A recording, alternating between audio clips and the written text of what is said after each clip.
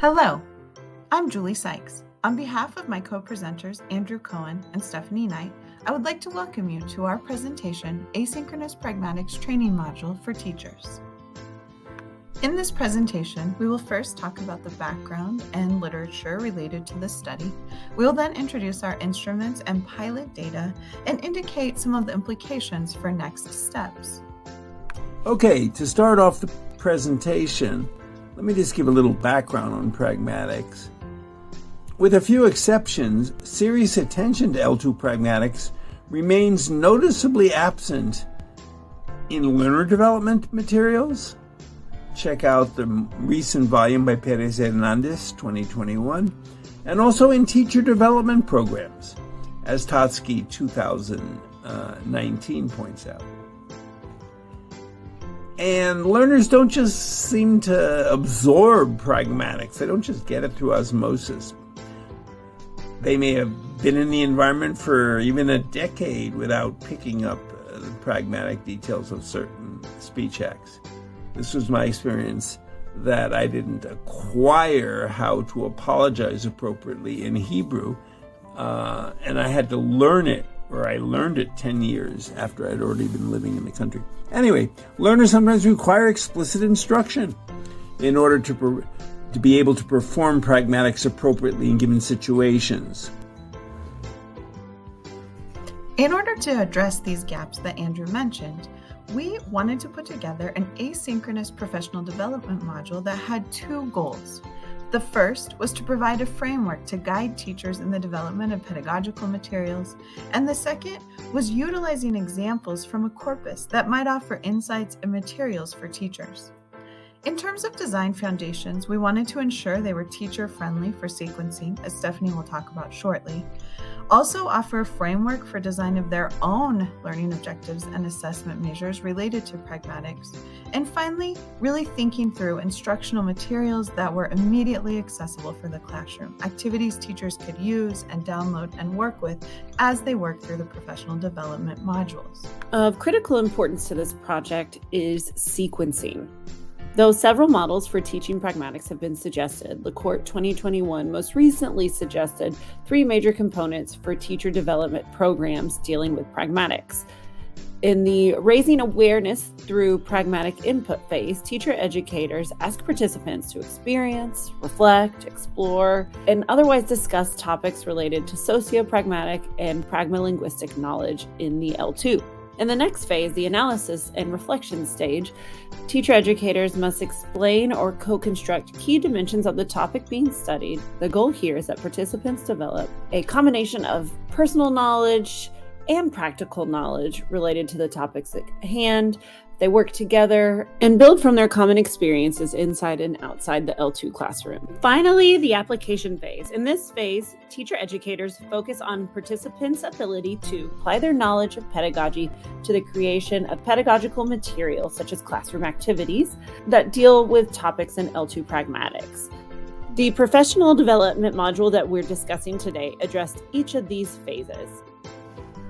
In addition to research-based sequencing, we employed the IPIC model, a framework designed in collaboration with the AELRC at Georgetown University, designed to operationalize the various components of pragmatic ability. This framework entails four components: the knowledge dimension, in which we identify the words and phrases that learners will need to be pragmatically appropriate; the analysis quadrant, in which learners are able to use pragmatic information to make decisions about which of those phrases make the most sense. For example, how well you know someone or how severe an apology might need to be. Also, on the affective side, learners' skill at describing their linguistic choices or subjectivity, and awareness, or learners' ability to be able to identify how effective their utterances may be or may not be in a particular interaction. This framework was employed to ensure learning objectives and activities that addressed each of these various components of pragmatic ability.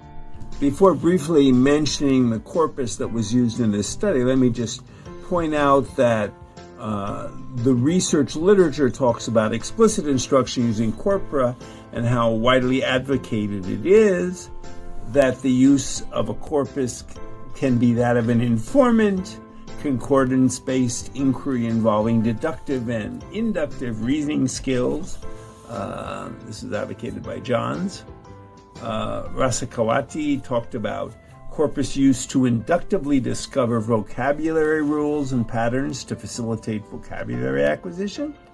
O'Keefe and Farr referred to corpus linguistics and initial language teacher education to enhance teachers' research skills and language awareness.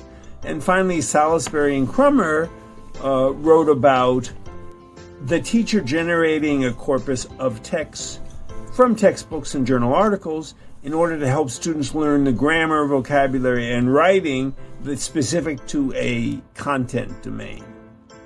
So back to Corema, it was a corpus developed by Marta Bacas Matos about 9 years ago in her doctoral dissertation in Madrid, and it was focused just on Spanish speech acts and the corpuses of both native and non-native speakers of Spanish performing those speech acts. In this initial pilot study, we were interested in two particular research questions related to these materials and frameworks. Research question 1 was, what reactions do language teachers have with regard to implementing an asynchronous module on L2 Pragmatics? And 2, to what extent do the 3 focus areas of sequencing, the IPIC framework, and the use of corpora serve to shift the perception of language teachers regarding L2 Pragmatics instruction? The initial pilot study of these materials, as reported here, entailed 3 participants, pseudonyms used, of course, to protect their identity. Adriana, Cora, and Elizabeth each represent teachers with different levels of experience and different contexts in which they teach. Adriana being a practicing teacher with significant teaching experience and superior level proficiency, but no pedagogical training in pragmatic instruction, despite some experience with pragmatics as part of language. Cora is a former teacher with less experience and distinguished level proficiency, but no previous training in pragmatics or experience with pragmatics as part of the language learning process. And finally, Elizabeth, a teacher leader with significant teaching experience who's also charged with supervising professional development for other teachers.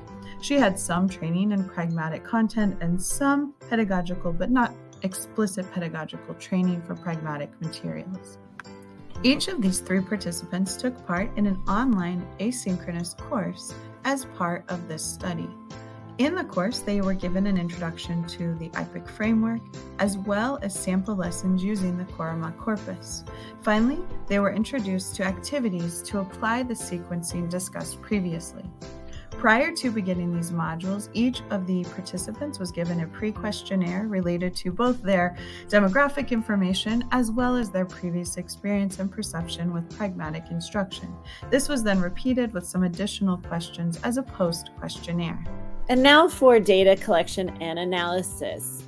As was already mentioned, every participant completed a pre and a post questionnaire. These were all coded according to LaCourt's proposed framework for teacher development. We compared Likert responses from each of the participants, and we analyzed their open-ended responses as part of this process.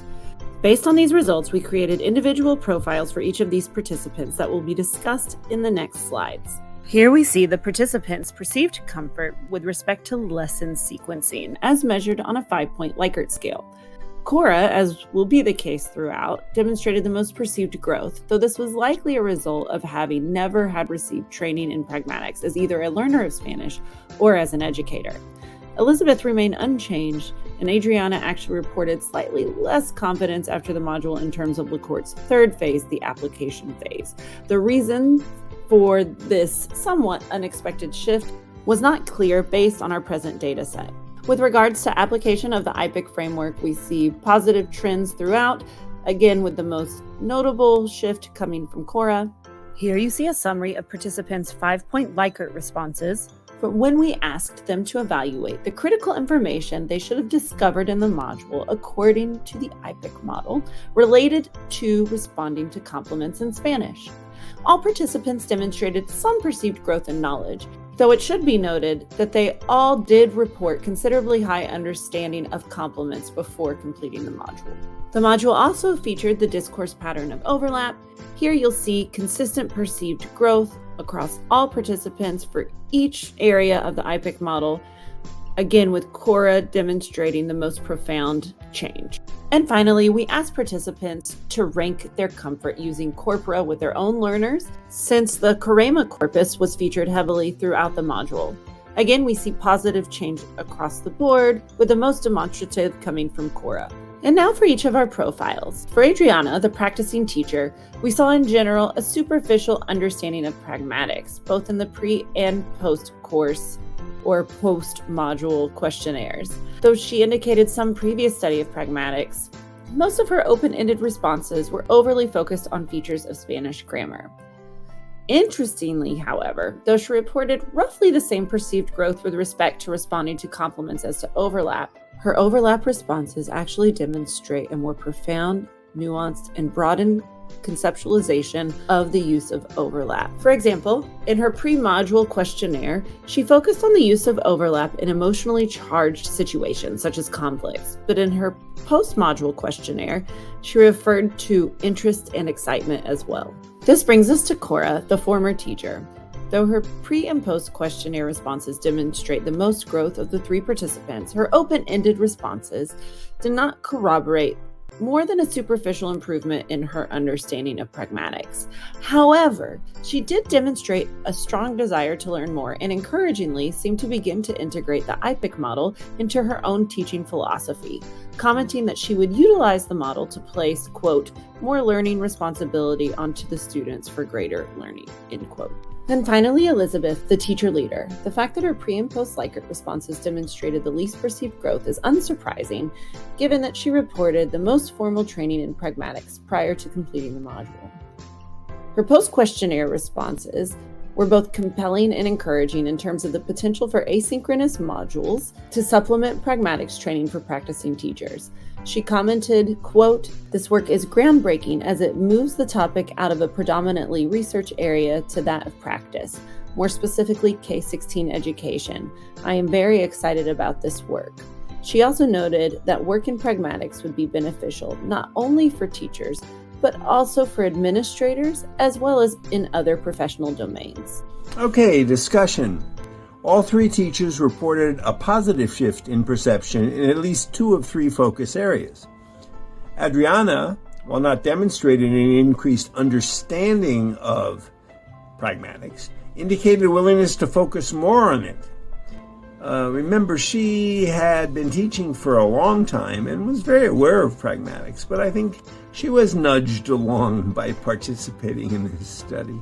Cora had a shift of perception in all 3 areas, but no demonstrated considerations related to application and practice, which to many of us is the most interesting concern. Elizabeth had minimal shifts in her perceptions, but she was the greatest enthusiast for classroom application and teacher development. The study really got her going on this particular bandwagon.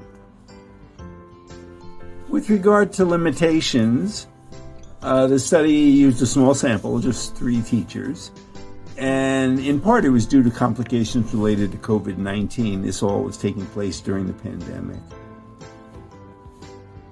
We focused on teacher familiarization alone and not on practice. It might have been really neat to look at the teachers actually teaching this Spanish pragmatics module, but that was not to be for these various reasons.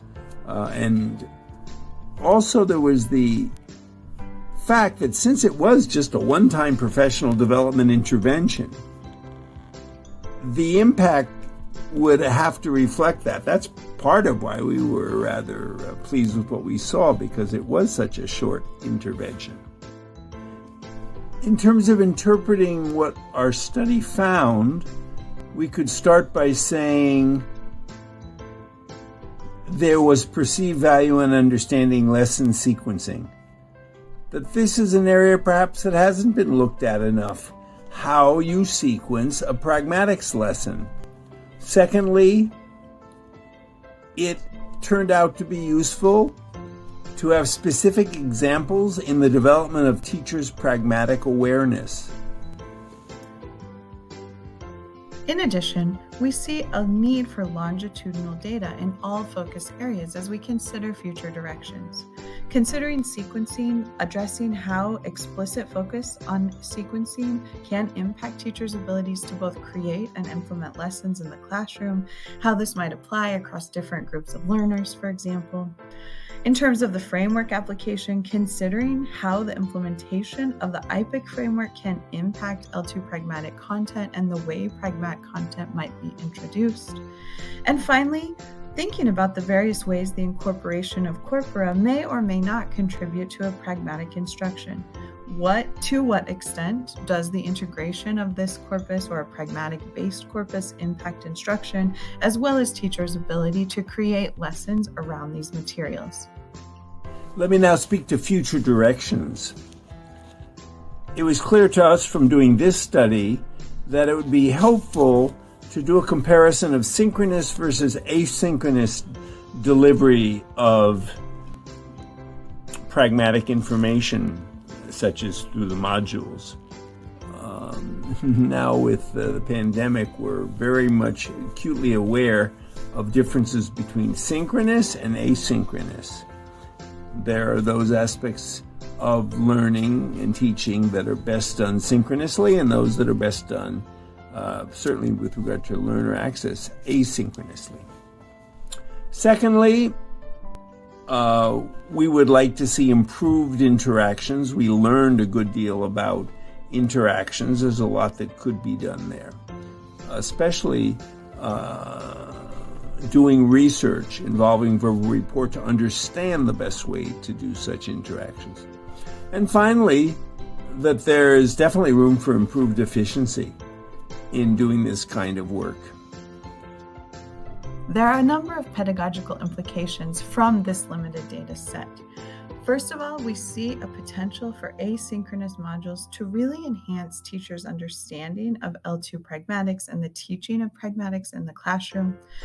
Also, why pragmatics matters as part of language study and understanding how to utilize corpora for the delivery of that content, especially critical when we think about the time-sensitive nature of materials creation and development.